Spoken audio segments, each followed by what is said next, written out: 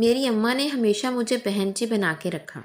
چھوٹی قمیضوں کا رواج ہو تو میری لمبی لمبی قمیضیں سلواتی، اور جب لمبی قمیضوں کا دور آیا تو انہوں نے لمبی قمیضوں کو کٹوا کر گھٹنوں تک کروا دیا۔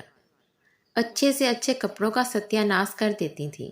کسی فنکشن میں جانا ہو تو لاکھ منتیں کر لو، کبھی لپسٹک تک لگانے نہیں دی۔ کہتی تھی جب دلہن بنو گی تو روپ نہیں آئے گا۔ اسکول سے نکل کر کالج آئی تو کس کر حجاب اڑا دیا۔ یونیورسٹی میں لڑکیاں بال کھولے اتنی پیاری لگتی، اور ایک میں ابھی سے بری لگنے لگی تھی۔ اماں کس کس کر میری 2 چوٹیاں بنا دیتی تھیں۔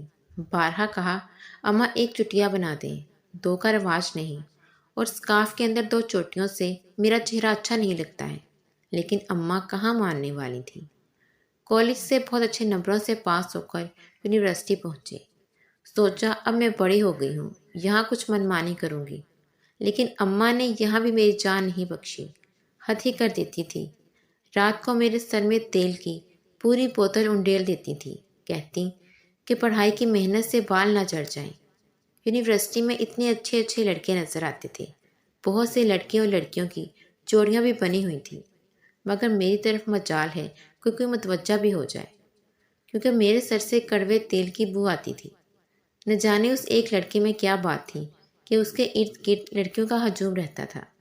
میری بھی یہ خواہش ہونے لگی کہ میں اس کی دوست بن جاؤں، مگر وہ تو میری طرف دیکھتا بھی نہیں تھا۔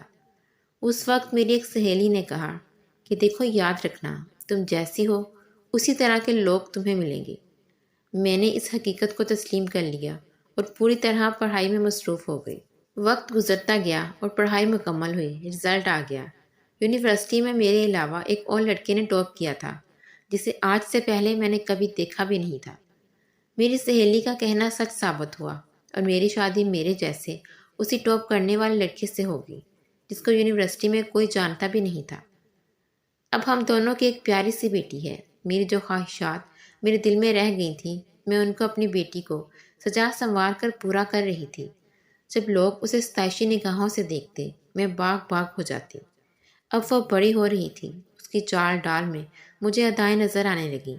جہاں سے گزرتی لوگ اسے مڑ مڑ کر دیکھتے، پر مجھے اب یہ سب اچھا نہیں لگتا تھا، بلکہ سچ پوچھیں تو بہت برا لگتا ہے۔ میں نہیں چاہتی کہ اسے کوئی بھی ایسی نگاہوں سے دیکھے۔ آج مجھے شدت سے اماں یاد آ رہی ہیں، اور مجھے اماں کی وہ پابندیاں بھی یاد آ رہی ہیں۔ آج مجھے ان کی اپنے اوپر لگائی گئی پابندیوں پر فخر محسوس ہو رہا ہے۔ اب اماں مجھے بہت اچھی لگ رہی ہیں۔ میں نے اپنی بیٹی کو اپنے پاس بلایا ہے، اسے زندگی کا یہی راز سمجھانے کے لیے کہ بعض معاملات میں ماؤں کی طرف سے پابندیاں بچیوں کے وقار اور عزت میں اضافہ کرتی ہیں اور انہیں سرخرو کرتی ہیں۔